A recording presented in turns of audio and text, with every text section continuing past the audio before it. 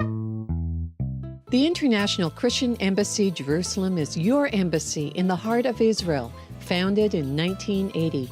From our headquarters in Jerusalem through our branches in over 80 nations and yours in Canada, we seek to challenge the church to take up its scriptural responsibility to remind Israel of the promises made to her in the Bible and to be a source of practical assistance to all the people in the land of Israel.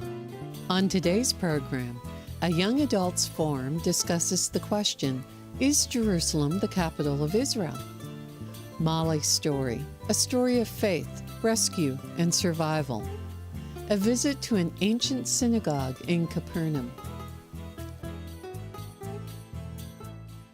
My name's Adam Gabelli. I am the Arise Canada Director. Arise is the young adult wing of ICEJ. And it's such an honor today to have with me three amazing young adults, Canadian young adults, who are going to weigh in on some questions posed by Canadians, Canadian young people, about Israel. So today in studio I have with me Meredith Holbrook, Aaron Traversy, and Faitine Grzeski. Let's hear the question, guys. Hi, my name is Meredith Lopez and I'm from Vancouver, BC, and my question is about Jerusalem. I was just wondering, is Jerusalem the capital of Israel or not? Because I know there's a lot of confusion around that right now. The city of Jerusalem, is it the capital of Israel or not? We see the main divisive points in the whole peace process, in the whole UN involvement in trying to get land for both sides, the two-state solution. The big issue is Jerusalem. And we've seen a lot of news about it lately. Guys, let's hear from you. What is Jerusalem? Why is it so important? Faitine. Well, I guess I'd just like to start by saying Jerusalem is the capital of Israel in God's heart. And as the people of God, as those who love Jesus, I think that's kind of our plumb line, right? We know it's not only the capital of Israel, it's the capital of the world. It's the center of his purpose. It's where he intends to establish his government from eternally, right? So I guess I'd like to start just by making that really important point. Yeah, absolutely. Aaron? Yeah, I actually had the opportunity to live in Jerusalem for a short period of time, around 3 months. And yes, it is the capital of Israel. And that's, yeah, I mean, I don't know what else to say. Sorry, guys. I mean, there's really not much to say to yes/no questions, so. Absolutely. Well, again, to agree with everyone else, that's definitely the fact. Jerusalem's a really important place because it has so many different types of people. I also had the opportunity to live there for a while and really start to understand the different neighborhoods and everything like this. You have just everyone really loving their religion. And that's the thing, is it's a love for religion. And so you have the Temple Mount, you have the Kotel, the Western Wall or the Wailing Wall. The old city is absolutely amazing. It's constantly buzzing with people in the markets and families that have been there for generations and generations. It's amazing, yeah. And the fact that it's expanded so much, it's just absolutely amazing. And even though people kind of look at Tel Aviv as being the hub and the biggest city, Jerusalem is in fact the biggest city. And this is something where people have had their roots for so many years. And it is so beautiful and so important. And it's so nice to also see the amount of tourists that come to Jerusalem so that they have this this true experience of what the city is, because it's something that you can't necessarily describe. There is something that makes Jerusalem completely different. And the saying now, their mayor, Nir Barkat, has the saying that Jerusalem is now the undivided city. Because for centuries and centuries, it has been so divided. And you can look at all the different times that it has been conquered by different various people, by different countries, by different religions.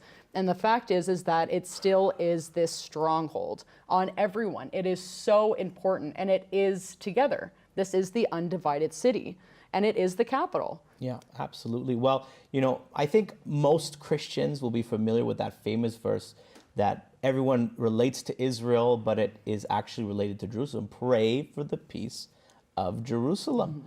And why is that something that we need to do? Why does the scripture make that so clear to us? I think you brought it out, Meredith, that it's one of the most it is the most contested piece of real estate on the earth. Undoubtedly. Absolutely, undoubtedly.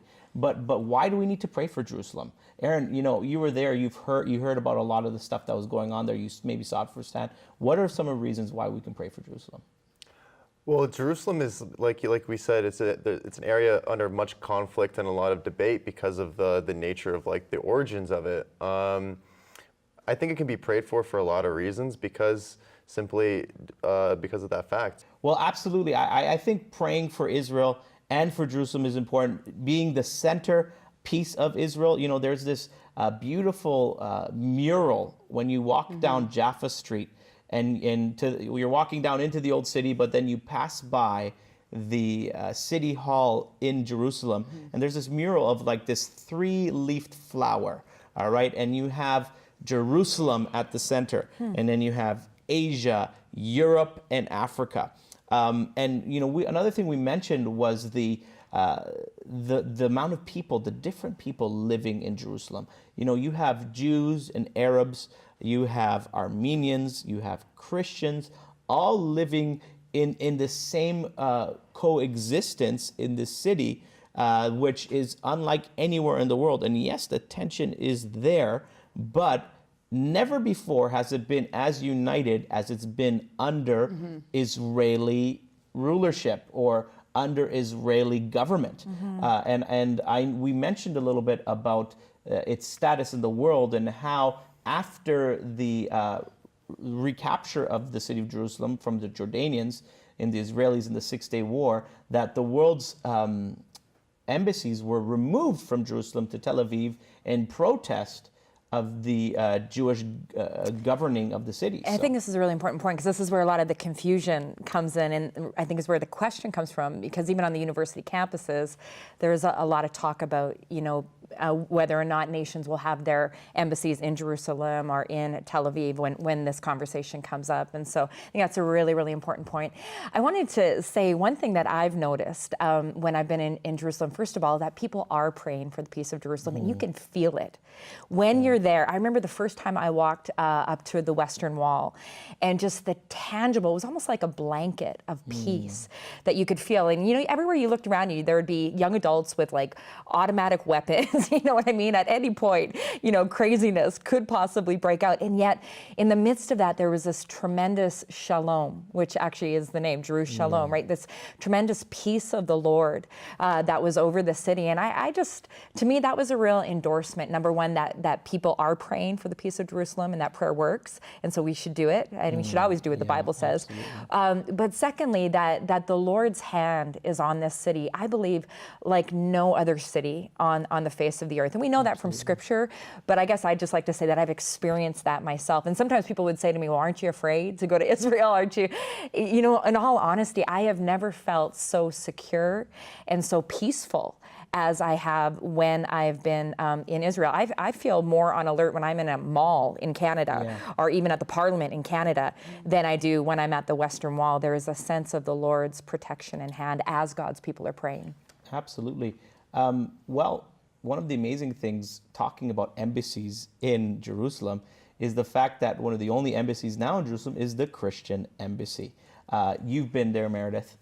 Any thoughts about that? The fact that the only embassy in the city is the Christian embassy. Well, I think that the fact that the ICEJ, the International Christian Embassy, is there based in Jerusalem really does create a lot of hope for the future of Jerusalem.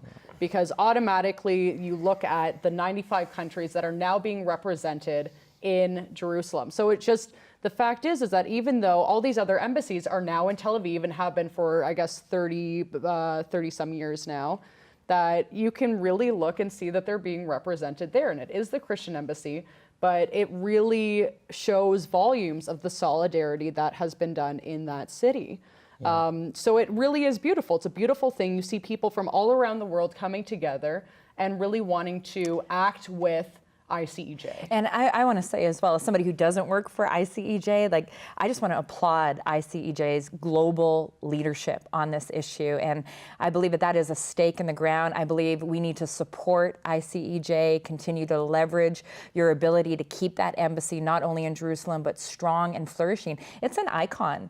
It's really an icon in Jerusalem, and we need to fight as the global Christian community to keep it there. Absolutely. Well, guys, thank you so much. Let's continue to pray for the peace of Jerusalem. Is Jerusalem the capital of the Jewish state of Israel? The answer definitely is yes. But the question is, why the trouble? Why the contention? In fact, the prophet Zechariah said many, many years prior, in Zechariah chapter 12, verse 3, he talked about Jerusalem being a heavy, burdensome stone, a very heavy stone for the nations.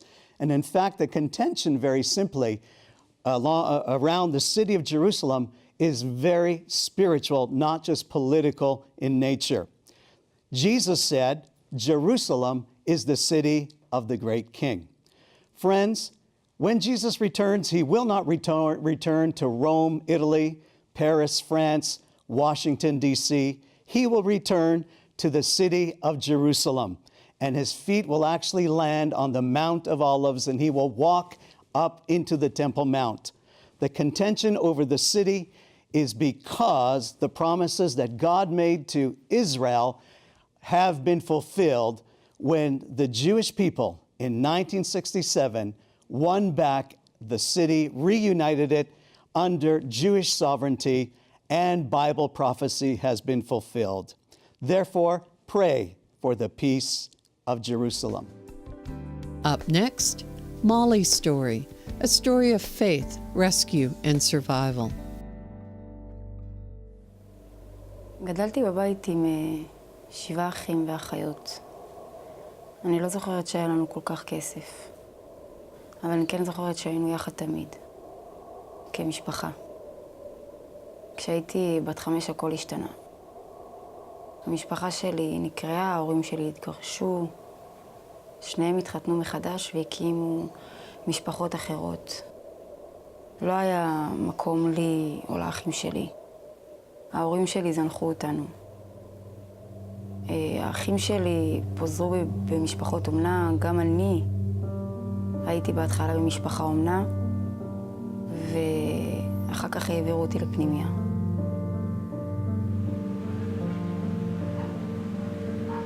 טיפלו בי יפה, אבל הם לא הכינו אותי לעתיד. איך להיות בוגרת. ברגע שהגעתי לגיל 18, עזבתי את הפנימיה ללא כסף, ללא אוכל, לא עבודה. מבלי בכלל להבין איך העולם פועל. מהר מאוד הגעתי לרחובות. אני זוכרת, לפעמים היה לי רק חצי סנדוויץ' לאכול במהלך היום. הייתי בתת תזונה וגם רעבה. לפעמים ישנתי על ספסלים, לפעמים ישנתי במקלט ומדרגות של בניינים. לפעמים כל הערב הייתי הולכת ומבלה ככה את הלילה, מפחדת לישון שינה עמוקה כי פשוט פחדתי שמשהו עלול לקרות לי. עברו כבר כמה שנים שלא ראיתי את אמא. החלטתי לעשות לה שיחת גובניה. אמרתי לה, אמא, מה קורה? אני ברחוב, אין לי לאן ללכת. אין לי אוכל, אני ממש מפחדת. אני יכולה לבוא לבית שלך, וכל מה שאני זוכרת זה שהיא פשוט נתקעה את הקו. נתקעה. אפילו בתוך הקשיים האלה, אני די קיוויתי שאמא שלי תתקשר בחזרה. אולי תשנה את הדעה שלה, שהיא תראה אותי, שמשהו יגיע אליה. בסופו של דבר הגעתי לבית חולים כי הייתי חלשה מזה שלא אכלתי. כשהייתי שם, אחות נתנה לי מספר טלפון של עובדת סוציאלית בשם איריס. התקשרתי אליה. אספה אותי. בדירה של הבנות לא היה מקום. אז את יודעת מה היא עשתה? פשוט לקחה אותי לבית שלה. ילדה זרה שאפילו לא הכירה. החיים החדשים שלי התחילו באותו הרגע. היא התחילה להדריך אותי ביחס לחיים, דבר אחרי דבר, איך להסתדר בעולם, איך לנהל חשבון בנק, תזונה, איך לבשל, איך לעבוד, באיזה דברים אני טובה, הכל. איריס פשוט הפכה להיות כמו אמא בשבילי, הצילה את החיים שלי.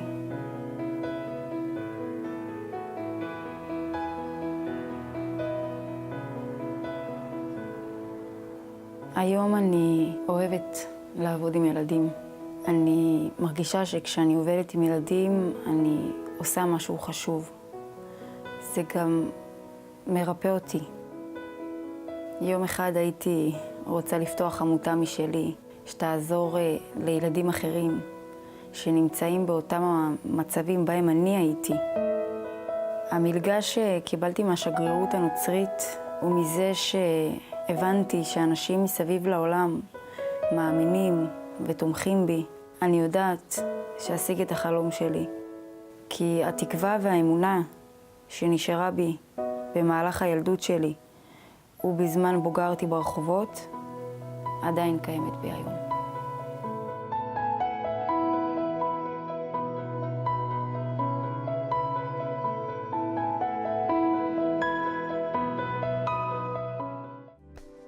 Up next, a visit to an ancient synagogue in Capernaum. Everybody, this is the first time that we visit on this tour a synagogue. And first of all, I would like to say that this synagogue where we're sitting now is from the 4th century after Christ. And in the corner, when you will get up to come out behind the fence, you can see a synagogue that was there before. While in this synagogue, you can see the limestone that is not local to this part of the Galilee. There, the synagogue was built with the black basalt rocks that affected the eastern part of the Galilee. And the big question that you need to ask yourself, why did they make an effort to bring the limestone? You can tell me, okay, they wanted their place of worship to look nice, but you should also think about something else. How did they get it here? What? How did they get it here? Well, first of all, we have limestone on 70% of the land. They call it the Jerusalem stone, but the quarry is in the Negev. We have it in other places. But this part of the Galilee, the local stones are the black basalt rocks that you have seen on the Golan yesterday. But the reason that they have made an effort here was because what happened in the 4th century was that was the time the churches were started to be built. That's when Romans accepted Christianity. That means that until the 4th century, the people that lived here were Jews and Gentiles. From the 4th century on, there are Christians and Jews side by side. In a minute, I'm going to take you to the place where Peter's mother-in-law home used to be, and you'll see there a church from the 5th century, and that tells you that this is a mixed town. It's the human nature, competition. Which place of worship will look nicer and better? Nothing to do about it. Now, I don't have to go to a synagogue in Canada where you live to tell you that I'm sure that it doesn't look like this one. Because in any synagogue that you go to in Canada, you have benches that are facing the Holy Ark, like the benches in the church that are facing the altar. Because wherever Jews lived among Christians, the architect style of the synagogue was changed and became similar to the churches. When Jews lived around Muslims, the synagogue style never changed. If I would take you to places in Israel that have Jews that came from Spain, Portugal, Turkey, Greece, you will see synagogues that look exactly the same. Benches around. So we have 6 synagogues that were left from the time of Jesus in the time of the temple. All the rest came much later. Yesterday you were in the one synagogue that they found in Magdala, and you were told that the chances that Jesus was there are very big. When Jesus was preaching in Capernaum, it was in a synagogue that is buried underneath. Because whenever they renovated, they always kept the same place. I can tell you even more.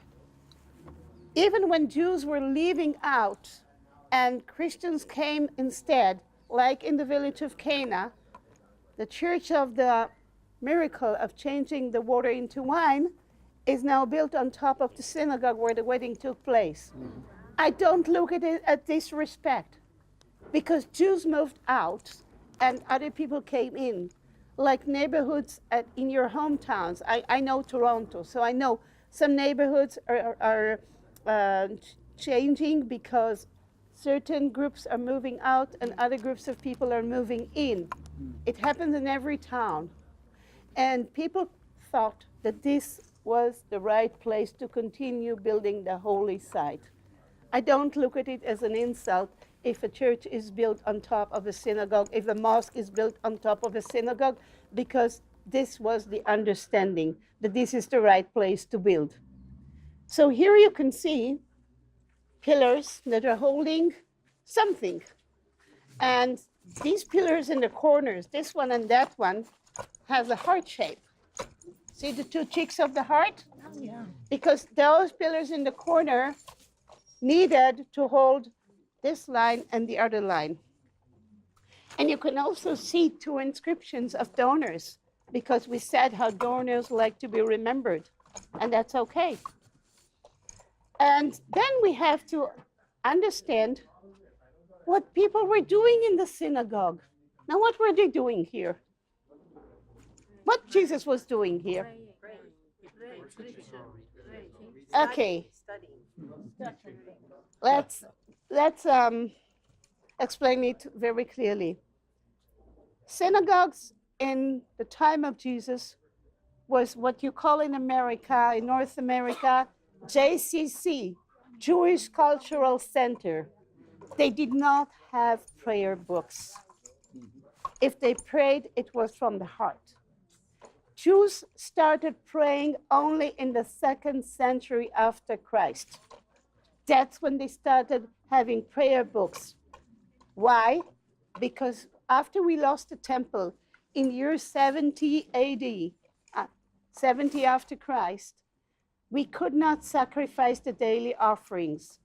So the highest Jewish authority of the Sanhedrin, which was a combination of a Supreme Court and a parliament, is relocating from Jerusalem to a town south of Jerusalem, and they make a decision that from now on, Jews will pray 3 times a day instead of the daily offerings. So it was morning, afternoon, and evening, and still is. Where were the ladies? Outside the synagogue until the Middle Ages. So don't even think that there was pillars were holding the 2nd floor for the ladies. No way. It was holding the roof. So we understand that Jesus was reading the Bible here. In the synagogue of Nazareth, he was giving his insight about the verses that he read. People did not like it, and he had to leave. No prophet in his own town. That's right. So we have to understand that this was a different concept. One last remark that I have to say is about the Holy Ark and the wheels, what we discussed earlier. This is the front door. What happens if I start praying and before that I move the Holy Ark? I block the entrance. So those that are late cannot come in.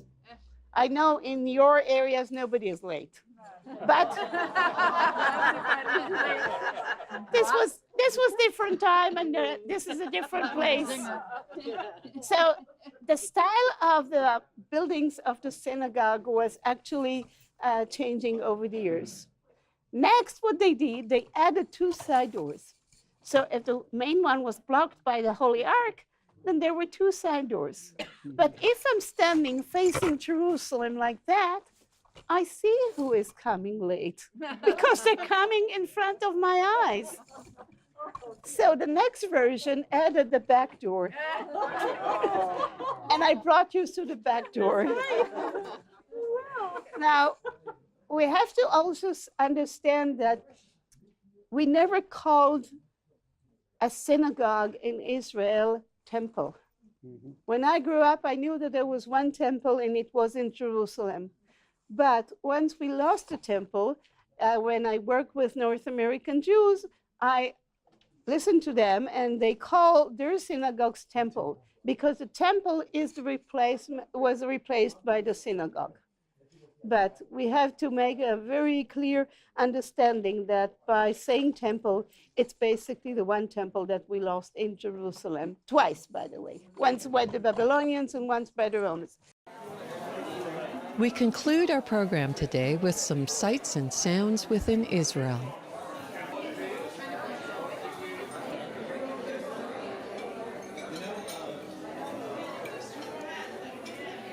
What do you think? It's great. I've had it before.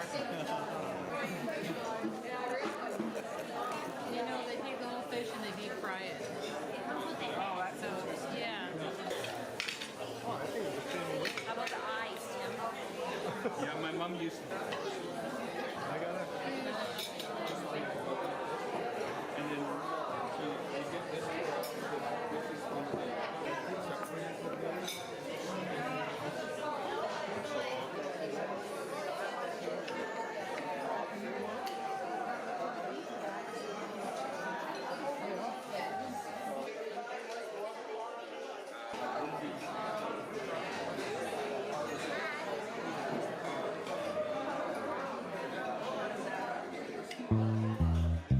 Thank you for joining us today, and be sure to visit our website at www.icejcanada.tv or call us at 1-866-324-9133.